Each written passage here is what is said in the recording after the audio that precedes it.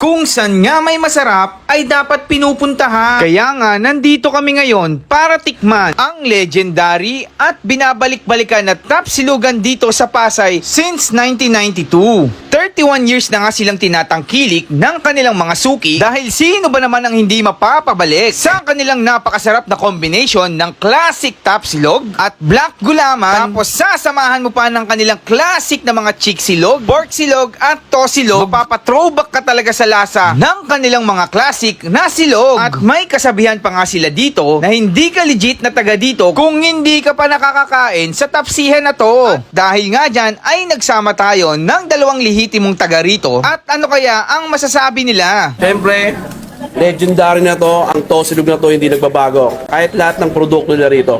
Yan, cheers sa inyo mga ka-food trip. Kahit nakapikit siguro, alam na nila yung timplahin to. Napakasarap.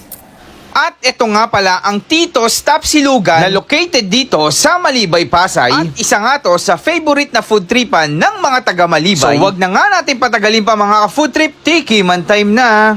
So yun mga ka-food trip, nandito tayo ngayon sa legendary na Tito's. Legendary na tong Tapsiya na to kasi since 1992 pa, nagsiserve sila ng mga masasarap na pagkain dito.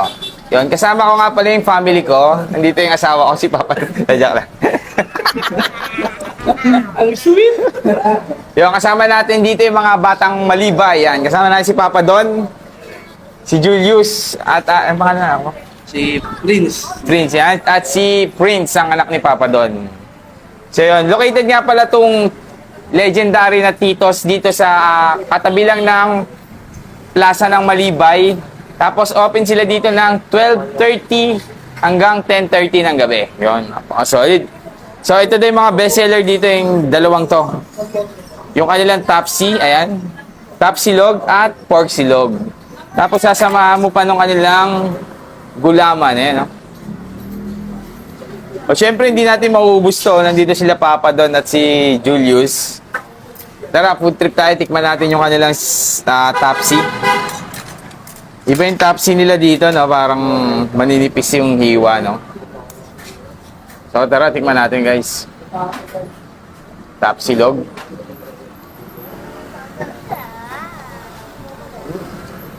Juicy. Sarap ah. Napaka-classic lang ng lasa niya pero panalo. Tapos yan, meron pang sabaw oh. Be, tikman natin yung sabaw. Sarap. Classic lahat ng mga lasa. So, tikman naman si Papa Don naman didigim nung ano natin, tosilog. Papa Don, anong lasa ng tosilog sa'yo? Siyempre, legendary na to, ang tosilog na to hindi nagbabago. Kahit lahat ng produkto nila rito. Yan, cheers sa inyo mga ka-food trip. Ayun. At dito naman sa pork silog, si Julius naman, no? Jules, kamusta lasa? Siyempre, legendary na to. Hindi magbabago to. Kahit nakapikit siguro, alam na nila yung timplahin to. Napakasarap. Yung kay Baby Prince, anong ano mo? Mahigaw no? Tikman mo yung chicken, sabi mo kung anong lasa. Bili. Kagat mo. Yan. Eh si Prince naman, titikim ng chicken. Uy, grabe naman yung kagat. Anong lasa? Ano, sarap ba? Sarap? Parang Jollibee. So yun mga ka-food trip, kung gusto nyo makatikim ng solid at classic na mga tapsilog, tapsihan dito sa Malibay, try nyo na dito sa Tito's. Napaka-solid, affordable. Tsaka napaka-classic na talaga ito sa mga taga-Malibay, no? Mga, Oo. Lalo, Mga- at saka yung mga tumira sa Manila. mga tumira sa Malibay talagang kilalang kilala. Siyempre sa buong Pasay. So yun lang mga ka-food trip, kakain na kami. Salamat!